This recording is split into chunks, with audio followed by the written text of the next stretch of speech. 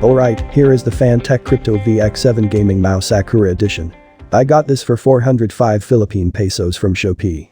You can find the product link from the video description below.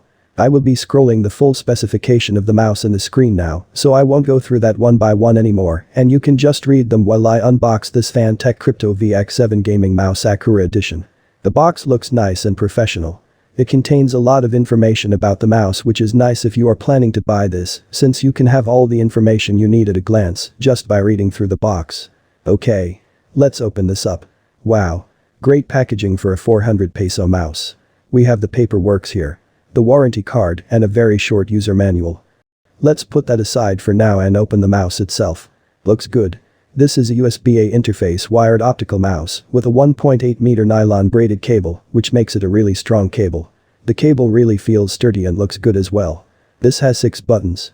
We have 2 here in the middle for the DPI adjustment and the button in the scroll wheel. We have the left and right clicks, of course. Then we have 2 more buttons on the side, which usually is for forward and back when browsing. These 6 buttons are all programmable. The skates are shiny, which makes them look like smooth ones, but it is not. It has a subtle grip on it, which is nice, since we don't want a mouse, especially a gaming mouse, to be so smooth, neither to be so grippy. We also have some details printed here at the back, which is hard to read because the font is a white over pink.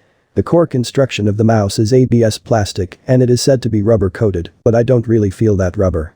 Everything feels plastic here to me, which makes it a bit of a cheap feeling. But hey, this is a truly cheap mouse, so I can't complain.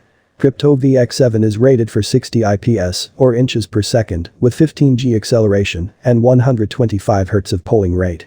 The shape is ambidextrous, so left or right-handed person can use it with ease. It weighs 84 grams without the cable and with a dimension of 128 by 68 by 41 millimeters. It can rotate through 4 LED light colors of blue, violet, red, and orange or yellow, I think. It has a Huano switch with up to 10 million clicks rating. And the DPI can go as low as 200 up to as high as 8000 DPI.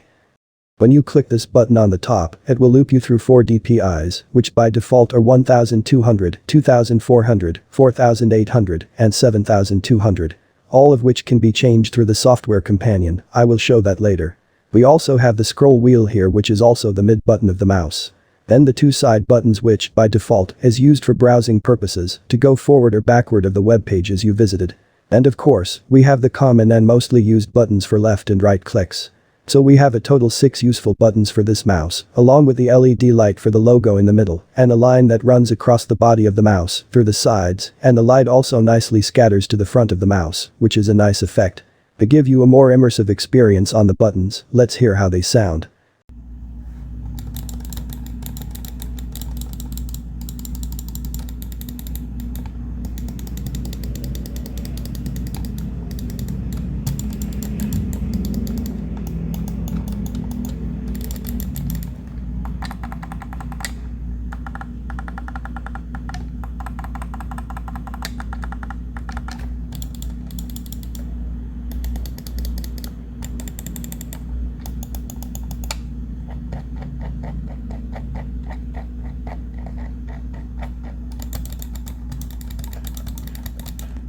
To get the software companion, just search for Crypto VX7 from the net. Then open the search result for fantechworld.com site. From the top right side of the page, click on the driver downloads menu link. This will take you to the list of their mouse products. Just search for Crypto VX7 from the list. You will see 2 of them from the list. Choose the one without the Japanese flag, since that will be the global version driver and manual. Click on Windows link to download the installer of the software companion. Once downloaded, you can go ahead and install it. Okay. It's installed. Let's check the program option here to open the application. Okay. So here's the software companion for the Fantech Crypto VX7 gaming mouse. It is a fairly simple interface. You have the button mappings here, and you can create 4 different settings saved into 4 different profiles here. For the button mappings, you have the numbers here corresponding to the 6 buttons available in the mouse. For each of the buttons, you can drop down the list of functions for that specific button, then set it to whatever function you want that button to execute when you click it.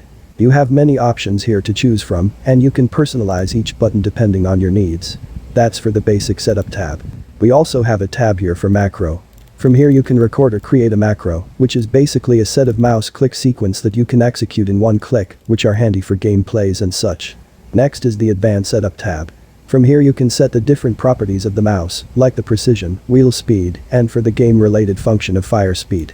You can also change the 4 preset DPI's values, where the DPI button can loop through when clicked. Lastly, we have the LED setup for the mouse lighting. By default, this is set to slow.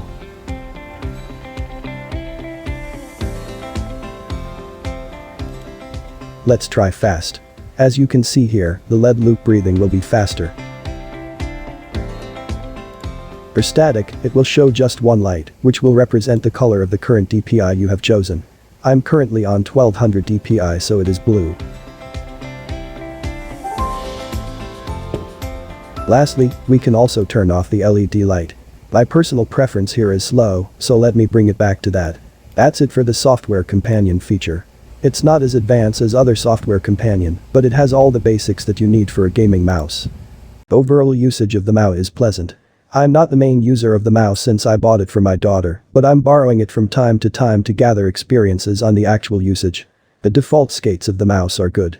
I usually use a mouse pad, but it can also glide nicely through plastic, wood and marble surfaces. I honestly don't feel any usage differences when using it on any surfaces. No need to change the skates here if you ask me. Crypto VX7 is also very responsive. I have never experienced or noticed any lags when using it, which really comes handy especially when playing games. My daughter plays a lot of Genshin Impact, and I have never heard any complaints from her after almost a month of usage already. If I will nitpick here, I would say that the downside of this mouse is its build. It weighs too light for me, and the texture of the body of the mouse feels cheap, plus the DPI button and side buttons are a bit loose and looks like a part of a toy or something. I'm not saying that it is not sturdy, since it seems to be solid enough, but the overall feel of holding and using the mouse lacks the premium feeling that I get when using something like the Ajazz i305 Pro.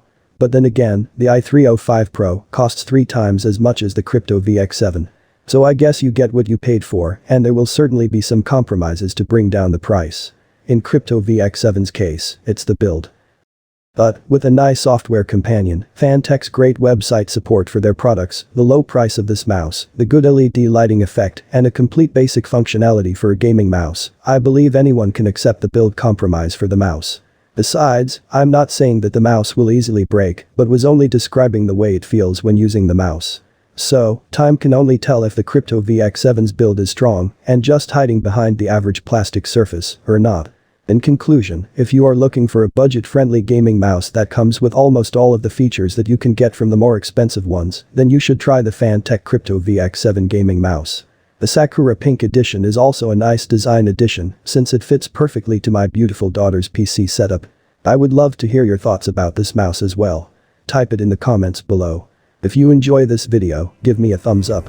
If it has helped you in any way, please do consider subscribing to the channel. Millisuge for watching. Nova Air.